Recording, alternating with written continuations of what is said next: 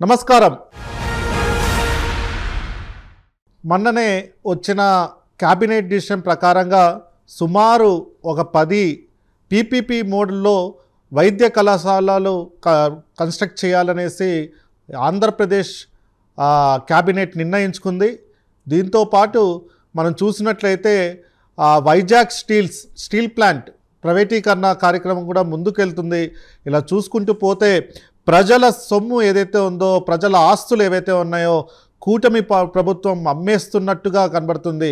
మనం ఈ మొత్తం చూసినట్లయితే ఎపిసోడ్లో తెలంగాణలో వచ్చిన మెడికల్ కాలేజెస్, కొత్తగా కన్స్ట్రక్ట్ చేసిన మెడికల్ కాలేజెస్ ఏవైతే ఉన్నది మొత్తం కూడా రాష్ట్ర ప్రభుత్వమే ఆ మెడికల్ కాలేజెస్ని కన్స్ట్రక్ట్ చేయడం మనం చూసాము. కానీ ఆంధ్రప్రదేశ్లో సుమారు 10 మెడికల్ కాలేజెస్లు మనం చూసినట్లయితే ఆదోని, మదనపల్లి, పులివెందల, పెనుకొండ, పాలకొల్లు, అమలాపురం, నర్సీపట్నం, బాపట్ల ఇలా చూసుకుంటూ పోతే సుమారు ఒక 10 మెడికల్ కాలేజ్ని పీపీపీ మోడ్లో, అంటే పబ్లిక్ ప్రైవేట్ పార్ట్నర్షిప్ మోడ్లో కన్స్ట్రక్ట్ చేయాలనేసి వారు మొత్తం నడపాలనేసి వాళ్ళు చూస్తున్నారు. ప్రభుత్వం ఒక డిసిషన్ తీసుకున్నట్టుగా మనం చూస్తూ ఉన్నాం. ఈ మొత్తం ఎపిసోడ్లో ప్రజల ఆస్తులు ఏవైతే ఉన్నాయో, ప్రభుత్వ ఆస్తులు, ప్రజల ఆస్తులు అవన్నీ కూడా అమ్మడానికి కూటమి ప్రభుత్వం చూస్తున్నట్లుగా మనం భావించవచ్చు. ఎందుకంటే సుమారు అక్కడ రోడ్లు కానివ్వండి, అక్కడ ల్యాండ్, ముఖ్యంగా ల్యాండ్ కానివ్వండి, ఇన్ఫ్రాస్ట్రక్చర్ కానివ్వండి, అక్కడ ఎలక్ట్రిసిటీ కానివ్వండి, ఇలా చూసుకుంటూ వాటర్ ఫెసిలిటీస్ అక్కడ మొత్తం చూసుకున్నట్లయితే అది గవర్నమెంట్ నుంచే వస్తుంది.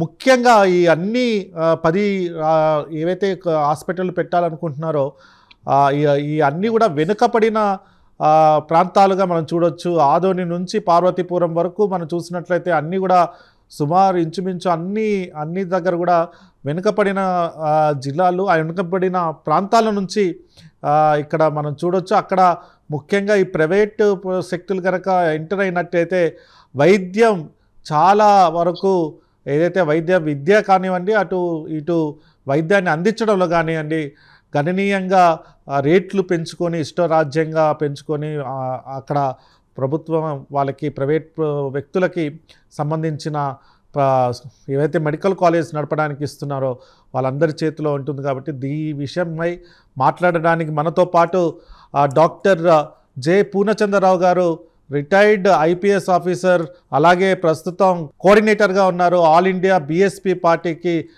కోఆర్డినేటర్గా ఉన్నారు. వారు మనతో పాటు జాయిన్ అయ్యారు. అలా వారితో పాటు CITU senior leader, Visakha steel plant ఉద్యమంలో క్రియాశీలకంగా పాల్గొన్న వైటి దాస్ గారు కూడా మనతో పాటు వైజాగ్ నుంచి మనకు వర్చువల్గా జాయిన్ అవుతున్నారు. వారితో పాటు మురళీకృష్ణ యాదవ్, విద్యార్థి ఉద్యమాల్లో పాల్గొని ఓబీసీ స్టూడెంట్స్ అసోసియేషన్ కోఆర్డినేటర్గా పనిచేస్తున్నారు. తను కూడా మనకు ఈ డిస్కషన్లో పాల్గొంటారు. ముఖ్యంగా మనం సార్ పూర్ణచంద్రరావు గారు, మీరు చురుగ్గా పాల్గొంటున్నారు అనేక కార్యక్రమాల్లో, ముఖ్యంగా స్టీల్ ప్లాంట్ ఉద్యమంలో కూడా మీరు పాల్గొన్నారు, ప్రైవేటీకరణ చేయొద్దనేసి. అలాగే రాష్ట్రమంతా కూడా తిరుగుతున్నారు, తెలంగాణలో తిరుగుతున్నారు, అటు ఆంధ్రప్రదేశ్లో ముఖ్యంగా రాష్ట్రాల అంతా కూడా తిరుగుతున్నారు. బహుజనులకు రాజ్యం రావాలని మీరు పోరాడుతున్నారు. ఈ యొక్క డిసిషన్ని, అంటే రీసెంట్గా క్యాబినెట్ తీసుకున్న డిసిషన్, అలాగే ఇంతకుముందు నుంచి గత సుమారు ఒక 5-6 ఏళ్ల నుంచి ప్రైవేటీకరణ వైపు చూస్తున్న వైజాగ్ స్టీల్ ప్లాంట్ ప్రైవేటీకరణ వైపు చూస్తున్నారు ప్రభుత్వం గురించి మీరు ఎలా చూస్తారు ఈ అంశాన్ని? ఇప్పుడు ఆంధ్రప్రదేశ్లో కూటమి సర్కార్ పాలన మొత్తం ఎలా కనపడుతుందంటే, ఒక మాటలో చెప్పాలంటే, పాలించమని అంటే ప్రజల ఆస్తుల్ని అమ్మేసే పద్ధతిలోనే పాలన సాగుతుంది. మనం వైజాగ్ స్టీల్ ప్లాంట్ తీసుకున్నాం అనుకోండి, వైజాగ్ స్టీల్ ప్లాంట్లో ఈ రోజున ఏమవుతుందంటే, కూటమి సర్కారు వచ్చినాకనే మరి చాలామంది ఎంప్లాయీస్ వీఆర్ఎస్ ప్రోత్సహించుకుని వీఆర్ఎస్ తీసుకోవడం జరిగింది. కాంట్రాక్ట్ ఎంప్లాయీస్ని వేల కొలది వాళ్ళని ఇంటికి పంపించడం జరిగింది. అంతేకాకుండా మేము చేయట్లేదు, ప్రైవేటైజ్ చేయట్లేదని మాట చెప్తూనే దొడ్డిదారిన ఈ రోజున ప్రతి ఒక్క డిపార్ట్మెంట్ని కూడా, ప్రతి డిపార్ట్మెంట్ని మరి వాళ్ళు ప్రైవేట్ పరం చేస్తున్నారు. అంటే మొత్తం స్టీల్ ప్లాంట్ ప్రైవేటైజ్ చేసామని చెప్పకుండా ఉన్న ఎంప్లాయీస్ని బయటికి పంపించడం, మరి కాంట్రాక్ట్ ఎంప్లాయీస్ని తొలగించడం, తర్వాత అక్కడ ఉన్నటువంటి పని ఏదైతే ఉందో ఆ పనులన్నీ కూడా ప్రైవేట్ కాంట్రాక్టర్లకు అప్పచెప్పటం డిపార్ట్మెంట్ వైజ్గా జరుగుతుంది. అంటే కొన్నాళ్ళకి ఏమవుతుందంటే అక్కడ వైజాగ్ స్టీల్ ప్లాంట్ అనేది నామమాత్రంగా ఒక ప్రభుత్వ సంస్థగా కనపడుతుంది. సో మరొక్క రోజున ఈ 29 ఎలక్షన్ల ముందు కానీ తర్వాత కానీ ఎప్పుడైతే కేంద్ర ప్రభుత్వం మాకే తిరిగే లేదు, మళ్ళీ మేము అధికారంలోకి వస్తామని వాళ్ళు నమ్మిన రోజున మొత్తం వీటిని అదానీల పరం జిందాల్ పరాలని వైజాగ్ స్టీల్ ప్లాంట్ చేయడానికి ఎత్తుగాళ్ళు వేస్తుంది. ఇది కాదు అని చెప్పేటువంటి పరిస్థితులు ఏం లేవు. రోజు రోజుకి అక్కడ ఇప్పుడు ఈ రోజున ఆగస్టు నెల జీతాలు ఇవ్వలే అక్కడ ఉన్న ఎంప్లాయీస్కి. దాదాపుగా 420% జీతాలు వాళ్ళకి ఇంకా అందలే. అంటే 420% జీతాలు అంటే ఏంటి అర్థం అంటే ఒక జీతం అందకపోతే 100% అనుకోండి. 4.2 శాలరీస్ ఇంకా వాళ్ళు బాకీ ఉన్నారు. అంటే 4.2 శాలరీలు ప్రతివాడికి బాకీ. ఒక్కొక్కసారి 80% ఇస్తున్నారు, ఒక్కొక్కసారి 50% జీతాలు ఇస్తున్నారు. ఆ రకంగా 4.2 జీతాలు ప్రతి ఉద్యోగికి అక్కడ రావట్లేదంటే చూడండి ఏ రకంగా పొమ్మనలేక పొగబెట్టినట్టు చేస్తున్నారు.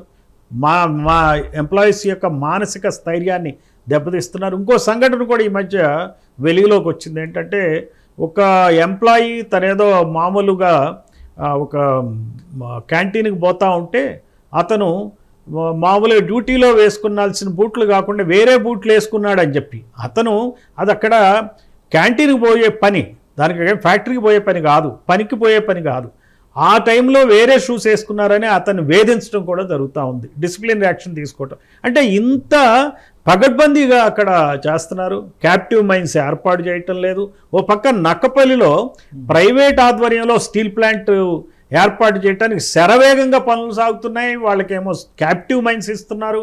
ఇట్లా ఓ పక్కనేమో స్టీల్ ప్లాంట్, ఇంకో పక్కన ఈ వైద్య విద్యని ప్రైవేటైజ్ చేయటం పిడుగులాగా పడింది. ఈరోజు 17 మెడికల్ కాలేజెస్ వస్తే ఒక జగన్మోహన్ రెడ్డి టైంలో 5 మెడికల్ కాలేజెస్ స్టార్ట్ చేయడం జరిగింది. 11 మెడికల్ కాలేజెస్ పెండింగ్ ఉంటే ఈ కూటమి సర్కార్ 10 కాలేజెస్ని ప్రైవేటైజ్ చేయడానికి ఈ మధ్య ఆర్డర్లు ఇవ్వడం జరిగింది. గత 2-3 రోజుల క్రితం క్యాబినెట్ తీర్మానం జరిగింది. ఆ ఒక్క కాలేజీ కూడా ఏజెన్సీ ఏరియాలో ఉంది కాబట్టి బీజేపీ గవర్నమెంట్ పట్టుపట్టి ట్రైబల్స్లో వాళ్ళకి పట్టు ఉండాలని చెప్పి దాన్ని ప్రైవేటైజ్ చేయాల. చూడండి మీరు ఎంత క్లియర్గా జరుగుతుందో. రెండోది ఈ 10 మెడికల్ కాలేజెస్ పీపీపీ మోడ్లో కనుక ప్రైవేటైజ్ చేయటం వల్ల 50 సీట్లని సగానికి సగం సీట్లని డబ్బుకు అమ్ముకుంటారు. అంటే క్యాపిటేషన్ ఫీ ఇచ్చిన వాడికి పేమెంట్ సీట్లు అంటారు, ఎన్ఆర్ఐలకు అమ్ముతారు. ఇప్పుడు ఈ మెడికల్ కాలేజెస్ ఎక్కడ శాంక్షన్ అయినా చూడండి. ఊళ్ళ పేర్లు చూస్తే ఆదోని వెనకబడిన ప్రాంతం, ఆ తర్వాత మార్కాపురం వెనకబడిన ప్రాంతం, మదనపల్లి, మరి పులివెందుల, మరి అక్కడ సీఎంలు 2 సీఎంలు ఉండే పులివెందుల్లో. ఒక ఆయన 6 సంవత్సరాలు పనిచేసి ఇంకో ఆయన 5 సంవత్సరాలు పనిచేసి 11 అయినా అది వెనకబడిన ప్రాంతంగానే నడుస్తుంది. ఎందుకంటే ప్రజలు డెవలప్ కాల, అక్కడ రెడ్లు ధనవంతులు అయ్యారు, మిగిలిన వాళ్ళందరూ పేదలు మరింత పేదలు అయిపోయారు. అందుకని పులివెందుల్లో ఒక మెడికల్ కాలేజీ దాన్ని పీపీపీ మోడల్లో చేస్తున్నారు. అది కాకుండా పెనుగొండ అనంతపూర్లో కూడా దాన్ని మరి పీపీపీ మోడ్లో ప్రైవేట్ వ్యక్తులకు అప్పచెప్తున్నారు. పాలకొల్లులో ఉన్న కాలేజీని ప్రైవేట్ వ్యక్తులకి అప్పచెప్తున్నారు.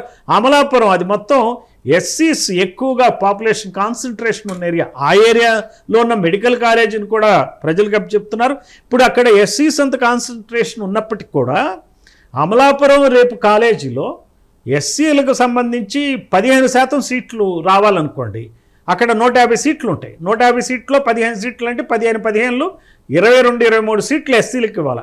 కానీ సగం సీట్లు ప్రైవేట్ వ్యక్తులకు అమ్ముతారు కాబట్టి, ధనికులకు అమ్ముతారు కాబట్టి 150లో 75 సీట్లు మాత్రమే మెరిట్ ఆధారంగా ఇస్తారు. కాబట్టి 75లో వీళ్ళకి ఎన్ని సీట్లు వస్తాయండి? ఎస్సీస్కి 7-8 సీట్లు వస్తాయి. మా కాలేజీలో మాకు పెట్టి కాలేజీ మాకు సీట్లు రావు, బయట ఎన్ఆర్ఐలకి సీట్లు ఇస్తారు. నర్సీపట్నం అదే తంతు. నర్సీపట్నం కూడా ఫారెస్ట్ ఏరియా దగ్గరగా ఉంది, వెనకబడిన ప్రాంతం, అక్కడ కూడా పీపీపీ మోడే. బాపట్లలో కూడా పీపీపీ మోడే. మరి పార్వతీపురం ఇంకా వెనకబడిన ప్రాంతం, అది కూడా ట్రైబల్ ఏరియా ప్రాంతం, అక్కడ కూడా పీపీపీ మోడ్లో ప్రైవేట్ వ్యక్తులకు అప్పచెప్తున్నారు.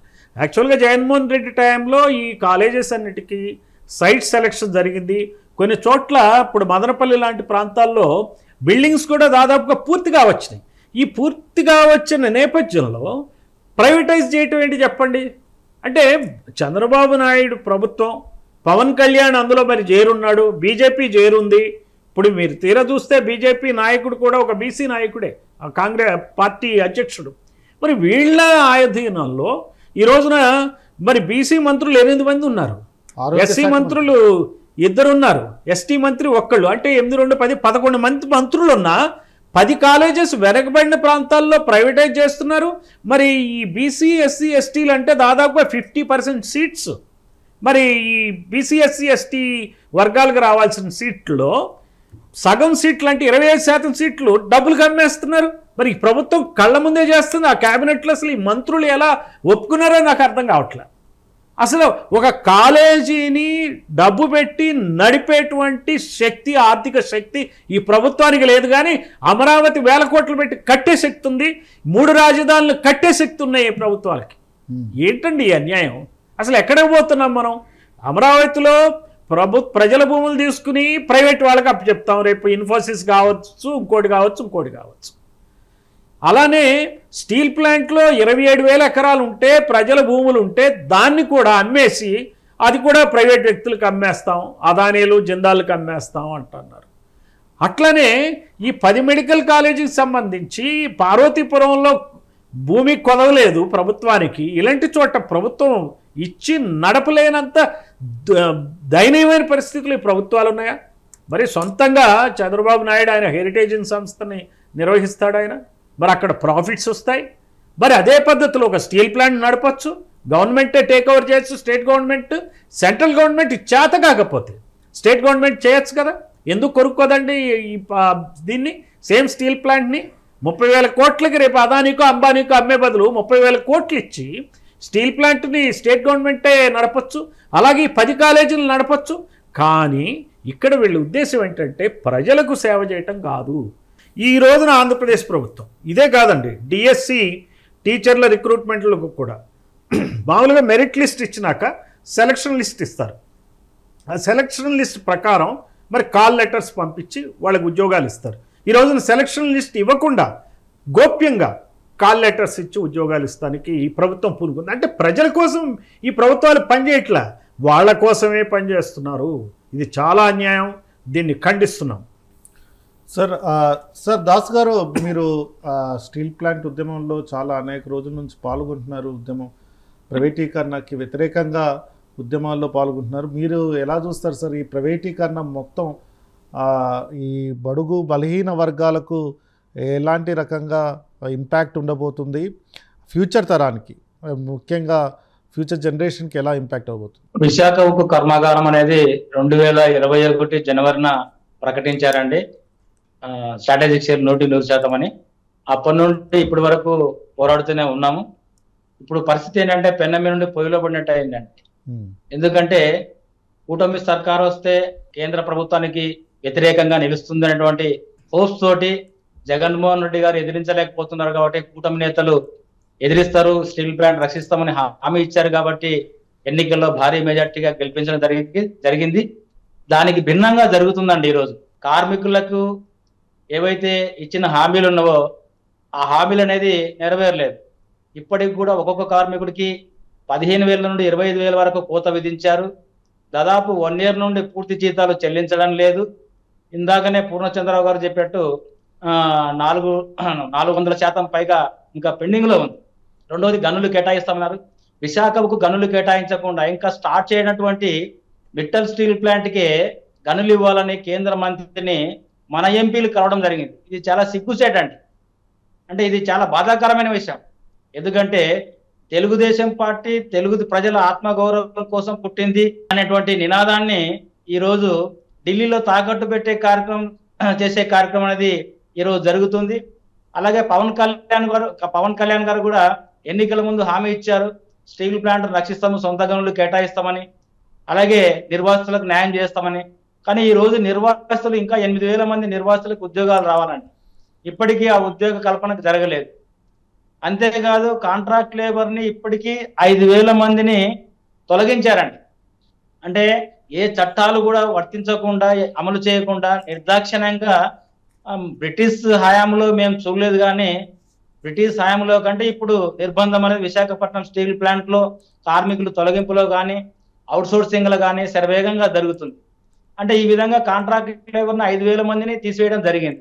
అంతేకాదు పర్మనెంట్ కార్మికులని ఇప్పటికే మొదటి విఆర్ఎస్ గా 1,225 మందిని, అలాగే రెండవసారి 625 మందిని తీయడం జరిగింది. అంటే ఈ విధంగా తీస్తూ రెండో వైపు జార్ఖండ్, ఛత్తీస్గఢ్, ఒరిస్సా నుండి కాంట్రాక్ట్ కార్మికులుగా తీసుకొని రన్ చేసే కార్యక్రమం జరుగుతుంది. అంటే ఏం జరుగుతుంది స్టీల్ ప్లాంట్ అంటే వాళ్ళ లక్ష్యం ఏదైతే ఉందో, ఏదైతే 11,440 కోట్లు ఇచ్చాము ప్యాకేజ్ అనే పేరుతోటి ఈరోజు మొత్తం స్టీల్ ప్లాంట్ ని 46 విభాగాలని ఈరోజు ఈఓఏ పేరుతోటి మొత్తం అవుట్ సోర్సింగ్ కాంట్రాక్టీకరణ జరగడానికి ముందుకెళ్తుంది. ఇదే జరిగితే అతి తక్కువ కాలంలో విశాఖ ఉక్కు కర్మాగారం అనేది ప్రైవేటీకరణకి ఇంకొక అడుగు ముందుకేసినట్టుగా మనం భావించాలి. కాబట్టి దీనికి వ్యతిరేకంగా పోరాట కమిటీ కూడా కొన్ని నిర్ణయాలు చేయడం జరిగింది. స్థానికంగా నివసిస్తున్న ప్రజల్ని చైతన్యవంతం చేసి ఈ విశాఖ ఉక్కు కర్మాగారంలో వాళ్ళని భాగస్వాములు చేయాలని, అంటే ఏ విశాఖ ఉక్కు కర్మాగారం వస్తే తెలుగు ప్రజలకు భవిష్యత్తు ఉంటుందని ఆశించారో, ఏ విశాఖ ఉక్కు కర్మాగారంలో వాళ్ళ ట్యాక్స్ తోటి కట్టారని భావిస్తారో, ఏ విశాఖ ఉక్కు కర్మాగారం ప్రభుత్వ రంగ సంస్థలో ఉంటే వారి బిడ్డలకు, వారి మనమలకు, మునిమలకు ఉద్యోగం వచ్చే అవకాశం ఉందని భావించేటట్టు ప్రచారం నిర్వహించి మరోసారి ప్రజల్లో విశ్వాసం కలిగించి ఈ కూటమి ప్రభుత్వానికి వ్యతిరేకంగా పెద్ద ఎత్తున ఉద్యమించాలని అనుకోవడం జరిగింది.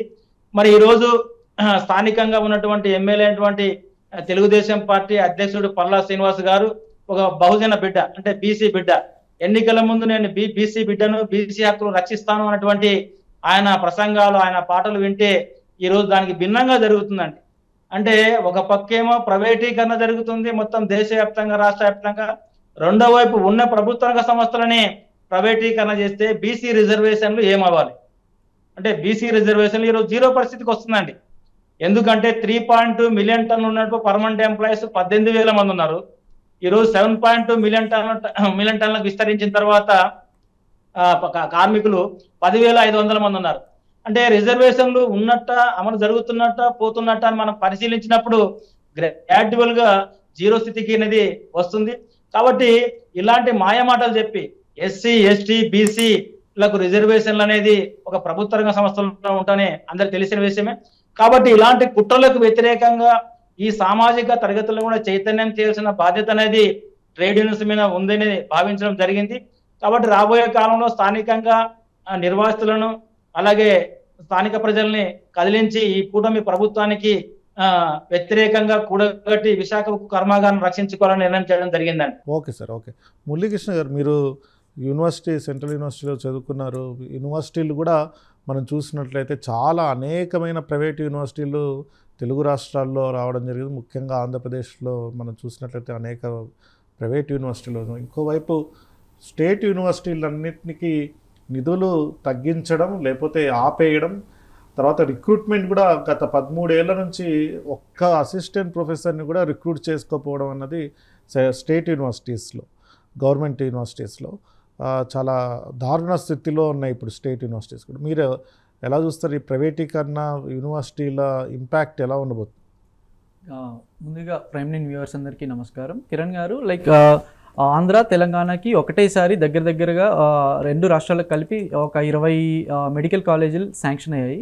ఇక్కడ కేసీఆర్ ప్రభుత్వం ఆ కాలేజీలన్నిటికీ కూడా సొంతంగా అసలు సెంట్రల్ గవర్నమెంట్ మీద డిపెండ్ అవ్వకుండా కంప్లీట్గా ఓన్లీ స్టేట్ ప్రభుత్వ, రాష్ట్ర ప్రభుత్వ భాగస్వామ్యంతో కంప్లీట్గా వాళ్ళ సొంత ఫండ్తో కన్స్ట్రక్షన్ స్టార్ట్ చేసింది అండ్ సక్సెస్ఫుల్గా రన్ చేస్తోంది. బట్ ఇక్కడ ఆంధ్ర ప్రభుత్వం చూడండి, జగన్ హయాంలో 5 కాలేజీలని జగన్ ప్రభుత్వం కట్టించింది అండ్ అవి రన్ అవుతున్నాయి. కానీ కూటమి ప్రభుత్వం మీద ప్రజలు ఎంతో ఆశ పెట్టుకున్నారు. మన ఎస్పెషల్గా బడుగు బలహీన వర్గాలైన స్టూడెంట్స్ అన్నీ కూడా ఇప్పుడు దగ్గరగా 10 కాలేజీలు ఏవైతే ఇందాక పూర్ణచంద్రరావు సార్ గారు క్లియర్గా చెప్పారు, ఏవైతే 10 కాలేజీలు ప్రైవేటీకరణ పీపీపీ భాగస్వామ్యంతో ప్రైవేటీకరణ చేయబోతున్నారో అవన్నీ కూడా రూరల్ ఏరియాస్లో ఉన్నాయి. సో అక్కడ ఎక్కువగా పాపులేషన్ ఎస్సీ పాపులేషన్, కొన్ని జిల్లాల్లో ఎస్సీ పాపులేషన్ ఎక్కువగా ఉండింది, కొన్ని జిల్లాల్లో ఎస్టీ పాపులేషన్ ఎక్కువగా ఉండింది, కొన్ని జిల్లాల్లో ఓబీసీ పాపులేషన్ ఎక్కువగా ఉండింది. ఈ 3 కమ్యూనిటీస్ కూడా వల్నరబుల్ సెక్షన్కి సొసైటీస్ అండ్ ఈ సెక్షన్స్ నుంచి వచ్చే విద్యార్థులందరూ కూడా అసలు ఎకనామిక్గా చాలా వెనుకబడి ఉన్నారు. సో మెడికల్ విద్య అంటే ఇప్పుడు ఈ రోజుల్లో మనం చెప్పాల్సిన అవసరం లేదు. మినిమం చాలా కాస్ట్లీయెస్ట్ ఎడ్యుకేషన్ అంటే మెడికల్ విద్యనే ఈ రోజుల్లో. అండ్ ఇప్పుడు ఈ కాలేజీలన్నీ కూడా గవర్నమెంట్ అండర్లో ఉంటే వాళ్ళకి ఈజీగా ఈ మెడికల్ విద్య అనేది అఫోర్డబుల్గా ఉంటుంది.